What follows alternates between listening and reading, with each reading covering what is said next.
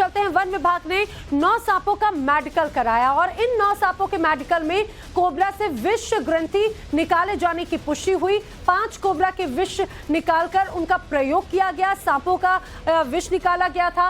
विष निकालना दरअसल पशु क्रूरता अधिनियम के तहत आता है और ये कानूनन अपराध की श्रेणी में आता है। जो लोग दोषी पाए जाते हैं उन पर 7 साल तक की सजा का प्रावधान है। अब एल्विश से अब वन विभाग की टीम भी पूछताछ करेगी। ये भी बड़ा अपडेट है। सांप के साथ एल्विश के वीडियोस जो तमाम सामने आए हैं, उन वीडियोस के आधार पर भी एल्विश से पूछताछ की जानी है।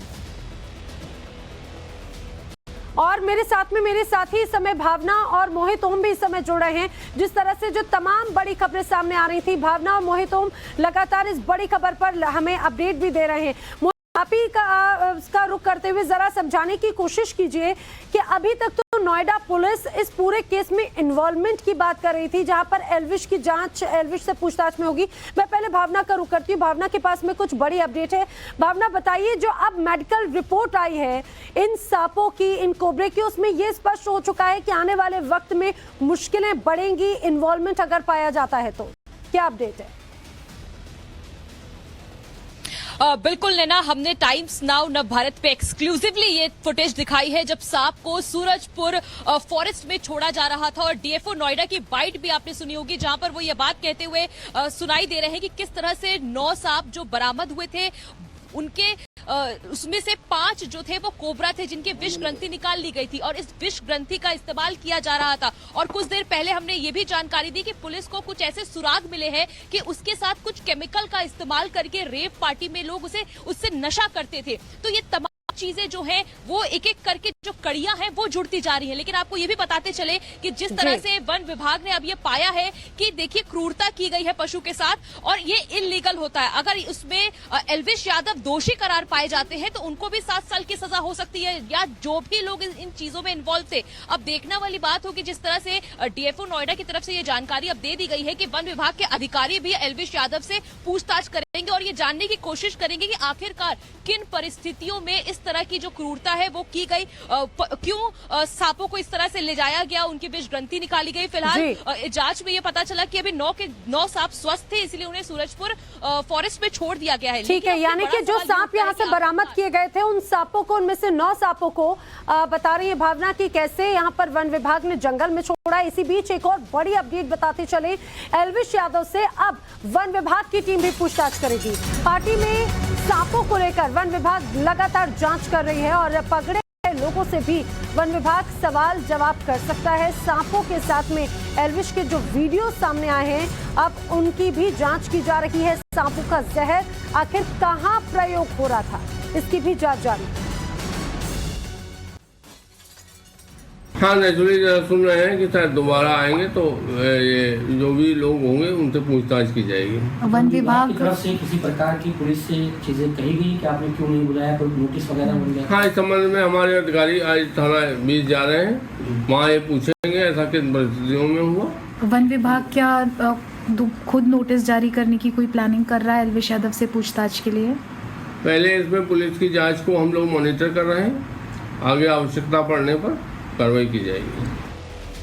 तो पहले नोएडा पुलिस की जांच मॉनिटर की जा रही है और उसके बाद में आगे का एक्शन होगा। आपने सुना यहाँ पर जो डीएफओ थे उनकी तरफ से कहा गया है। सीधे मोहित का मैं रुक कर लेती हूँ। मोहित, माना जा रहा है कि जिस तरह से नोएडा पुलिस कल भी सवाल जवाब किए, आज भी नोएडा पुलिस सवाल जवाब करेगी एल्विश से, लेकिन इस बार सिर्फ नोएडा पुलिस नहीं होगी बल्कि वन विभाग की टीम भी पूरी भूमिका जो है उस पर सवाल कर सकती है।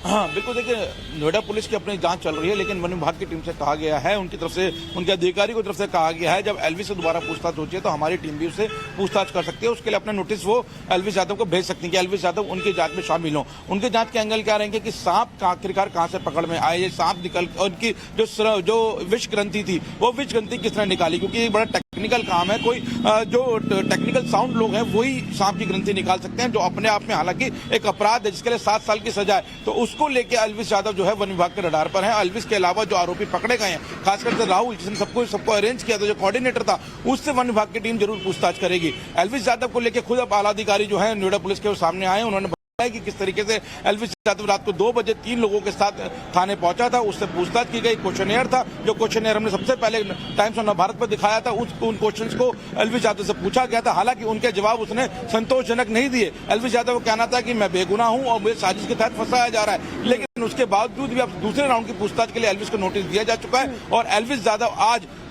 थोड़ी देर बाद जो है वो जो सूत्र बता रहे हैं कि वो नोएडा पुलिस के सामने दोबारा पेश होकर अपनी जो इंक्वायरी चल रही है, जो पूछताछ होगी, बड़ी इंफॉर्मेशन आप दे रहे हैं मोहित कि अब से कुछ देर के बाद में एलविश यहां पर पहुंच सकते हैं, क्योंकि एलविश को आज पुलिस के सामने पेश होना है। और मामला जो दर्ज हुआ था उसके बाद से ही लगातार उनसे पूछताछ होनी थी। कल पहली बार पुलिस के सामने पेश हुए। इस बीच जिस पार्टी में बार बार हम जिक्र कर रहे हैं एलविश के इन्वॉल्वमेंट की खबर सामने आई, उस पार्टी में जो सांप बरामद किए गए थे, जब्त किए गए थे, देखिए उन्हें अब वन विभाग की टीम ने जंगल में छोड़ा है। ये एक्सक्लूसिव तस्वीर टाइम्स ऑफ भारत पर हम आपको दिखा रहे हैं। अब किस तरह से भूमिका है एलविश की, उनके पूरे ग्रुप की, ये फिलहाल जांच का विषय है, पूछताछ में स्पष्ट होगा। लेकिन वन विभाग की टीम इन सांपों को, जिसमें कोबरा भी शामिल हैं, सामान्य सांप भी शामिल हैं, उन्हें छोड़ा गया है। और इससे ये स्पष्ट हुआ है मेडिकल रिपोर्ट में इन सांपों की कि 5 ऐसे कोबरा थे जिनकी विष ग्रंथि निकाली गई थी।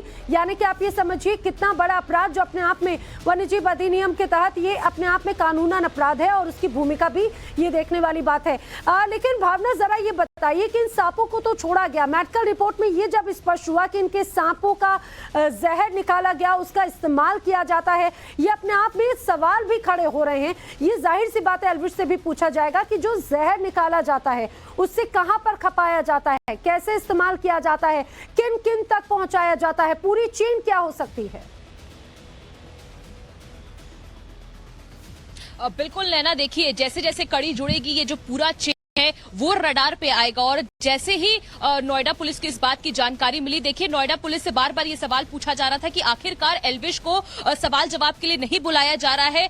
एफआईआर में उनका नाम दर्ज है। और कल 12 बजे जब एलविश यादव वहां पर पहुंचते हैं तो पुलिस अधिकारी, बड़े पुलिस अधिकारी, डीसीपी और एसीपी लेवल के जो अधिकारी है वो उनसे पूछताछ करते हैं। और इनसे ये पूछा जाता है कि आखिरकार ये जो सांप का विषय उठा है, सांप के जहर का इस्तेमाल नशे के लिए किया जा रहा था, उसमें आपकी क्या भूमिका है। तो बार बार एलविश यादव की तरफ से यही बात कही जा रही थी कि मुझे फंसाया जा रहा है, मेरा कोई इसमें रोल नहीं है, मैं एक सेलिब्रिटी हूं, इसीलिए कुछ लोग मेरे नाम को इस तरह से बदनाम करने की कोशिश कर रहे हैं। लेकिन जिस तरह से वो जवाब दे रहे थे, नोएडा पुलिस इससे संतुष्ट नजर नहीं आई। लेकिन आपको बता दें, 9 सांप के ऊपर जो पूरी शोध की गई, उनको देखा गया, उसके बाद ये पता चला था कि 5 सांप के जो विष ग्रंथि वो निकाली गई, बाकी वो स्वस्थ हालात में थे। इसीलिए कोर्ट की तरफ से ये निर्देश दिया गया कि उन्हें सूरजपुर जंगल में छोड़ दिया जाए, क्योंकि जिस तरह से ये इलीगल होता है कि आप किसी पशु के साथ नहीं कर सकते और इसके लिए आपको हर्जाना भुगतना पड़ेगा, जेल भी जाना पड़ेगा। तो आखिरकार ये काम क्यों किया जाता था, क्योंकि इसमें ये चीज बिल्कुल साफ हो गई है नैना कि 5 सांपों के जहर निकाले गए थे। सांप के जहर का इस्तेमाल नशे के लिए किया जाता। और पुलिस के पास ऐसे कुछ सुराग है कि दिल्ली, राजस्थान में कुछ ऐसी रेप पार्टियां हुई थी जहां पर इन सांप के जहर का इस्तेमाल कुछ ऐसे केमिकल का यूज करके उसमें मिलाकर नशे के लिए किया जाता था। और इसमें एक बड़ा गुट शामिल है, मतलब कि इसमें ज्यादा लोग शामिल है। बिल्कुल, यानी कि बड़ा नेक्सस है, बड़ा गिरोह है। आखिर इसमें कौन कौन है, और क्या सिर्फ एलविश ही या फिर एलविश के साथ में और भी कई ऐसे बड़े चेहरे हैं जो इस तरह से इस पूरे गिरोह के साथी हैं, उसके सदस्य हैं। आप दोनों बने रहिए, भावना हमारे साथ में बनी हुई है, लगातार मोहित हमारे साथ में बने हुए हैं। इसी बीच एक बड़ी जानकारी आपको देते चले, एलविश यादव से कल देर रात करीब 2 घंटे तक एसीपी, डीसीपी लेवल के अधिकारियों ने पूछताछ की। और आज भी एलविश को पुलिस के सामने पेश होना है, दोबारा पूछताछ के लिए बुलाया गया है। माना जा रहा है कि कल जिस तरह से एलविश से सवाल जवाब किए गए, उसमें जो जवाब दिए गए एलविश की तरफ से, उससे पुलिस बहुत ज्यादा संतुष्ट नहीं थी। अब नोएडा पुलिस का बड़ा बयान यह है कि एलविश से दोबारा पूछताछ की जाएगी, सबूतों के आधार पर सवाल पूछे गए। साक्ष्य संकलित किए गए थे, इलेक्ट्रॉनिक एविडेंस गैदर किया गया था, उसके आधार पर क्वेश्चनर तैयार किया गया था, जिसके आधार पर ये प्रारंभिक पूछताछ जो है एलविश यादव से की गई है। और इसमें हमें आवश्यकता पड़ती है तो और भी इसमें पूछताछ के लिए उसको बुलाया जाएगा।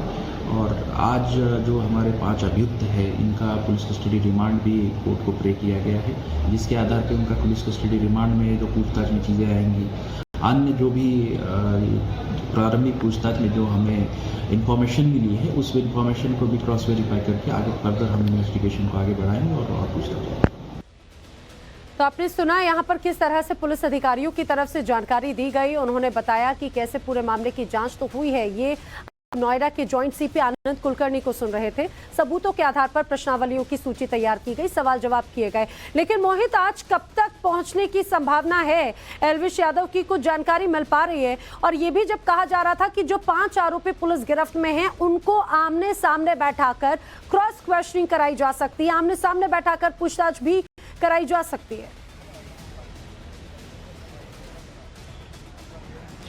देखिए, जो 5 आरोपी गिरफ्तार हुए थे उनका जो रिमांड ऑर्डर है वो कल कोर्ट में लगाया गया था। कल कोर्ट में सुनवाई पूरी हुई थी और आज ऑर्डर जो है वो आना है कोर्ट से। तो वो कितनी देर में ऑर्डर आएगा, कितनी देर में वो रिलीज होंगे, उसमें अभी वक्त लग सकता है। लेकिन एल्विस के बारे में जो पुलिस सूत्र बता रहे थे कि दोपहर बाद एल्विस जो है वो दोबारा पूछताछ के लिए आ सकता है। उसको बुलाया गया है और वो यहाँ पर आके दोबारा से उसकी जो इंक्वायरी है वो आगे की जा सकती है। अब वो सेक्टर 20 थाने में ही होगी या किसी और जगह पे होगी, ये अभी आधिकारिक रूप से कंफर्म नहीं किया गया है। लेकिन संभवतः यही माना जा रहा है कि जब वो 5 आरोपी बाहर आएंगे, जब उनके सामने सामने बिठाए पूछताछ की जाएगी, उसी वक्त जो है एल्विस को दोबारा बुलाया जाएगा। क्योंकि मुख्य जो कड़ी है वो यही है कि दोनों लोगों को, चाहे एल्विस हो या राहुल हो, उनको आमने सामने बिठा के पूछताछ करनी है। क्योंकि उनसे ही सारे जवाब लेने कि राहुल कब जो है वो एल्विस के संपर्क में आया, एल्विस ने कब राहुल से इन विषय के बारे में बात की। तो तमाम ऐसे सवाल जो है पुलिस के, उनसे के बारे में जानकारी आमने सामने बिठा के ही होगी। जब वो लोग जेल से बाहर आते हैं, रिमांड ऑर्डर जो है वो थाने पहुंचता है, यहाँ से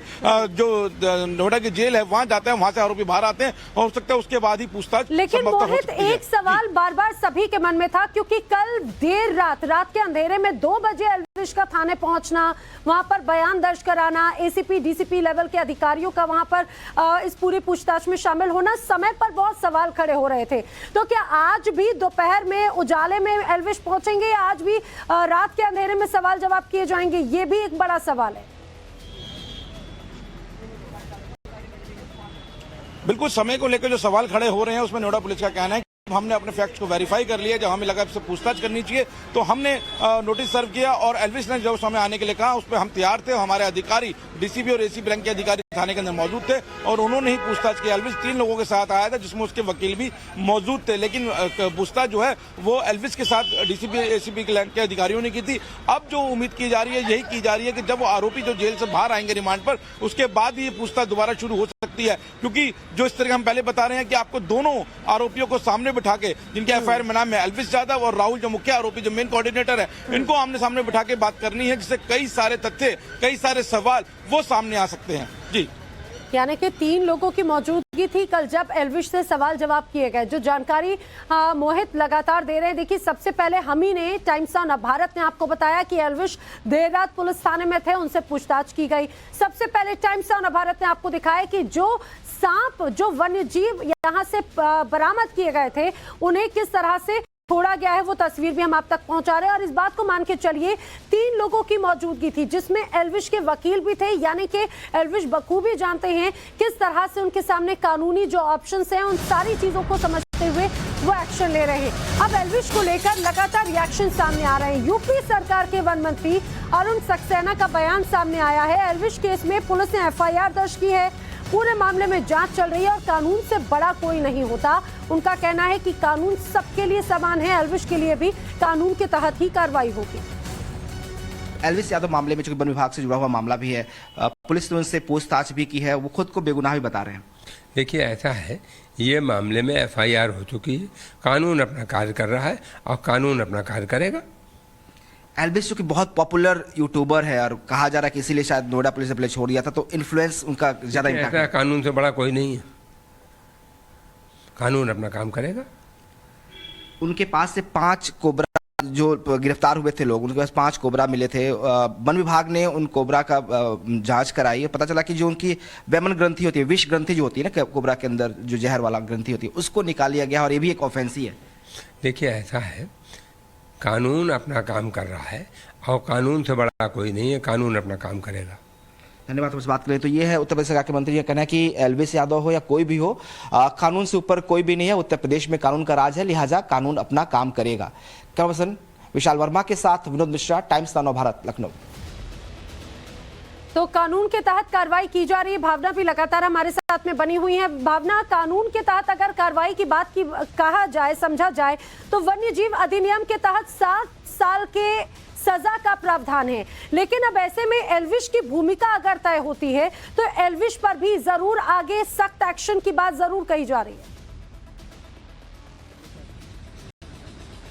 बिल्कुल नैना, बार बार हम इसी बात को कह रहे हैं कि अगर एल्विश पूछताछ में इस बात का जिक्र कहीं भी करता है तो उसके ऊपर भी गाज गिर सकती है। और जिस तरह से उसके ऊपर ये बात कही जा रही है कि एल्विश की इन्वॉल्वमेंट है, अब अगर राहुल और एल्विश को आमने सामने बिठाकर ये बात कही जाती है, क्योंकि लगातार पुलिस भी जो कॉल डिटेल्स है उसको खंगाल रही है, सीसीटीवी फुटेज खंगाल रही है, यहाँ तक कि एल्विश से जुड़ी सभी जानकारी जो है वो ली जा रही है। अब देखना होगा कि अगर आज पूछताछ होती है तो एल्विश क्या कुछ कहते हैं, क्योंकि कल की पूछताछ में तो कोई भी बात क्लियर नहीं हुई है। अब वन विभाग भी इसमें शामिल हो गया है, क्योंकि वन विभाग ने इस बात की पुष्टि कर दी है कि जो सांप पकड़े गए थे उनमें से 5 सांपों के विष ग्रंथि निकाली गई है और इसको लेकर कड़ी कार्रवाई होगी। आपने सुना होगा डीएफओ नोएडा का आप बयान सुन रही होंगे, उन्होंने कहा है कि हम पुलिस की कार्रवाई को मॉनिटर कर रहे हैं, उसके बाद वन विभाग भी अपनी तरफ से कार्रवाई करेगा। और आज वन विभाग के जो अधिकारी हैं वो थाने पहुंचने वाले हैं, नोएडा के सेक्टर 20। ये बड़ी खबर है, भावना बता रही है कि नोएडा पुलिस तो पूछताछ करेगी, लेकिन अब से कुछ देर के बाद में यहाँ पर वन विभाग की टीम जो है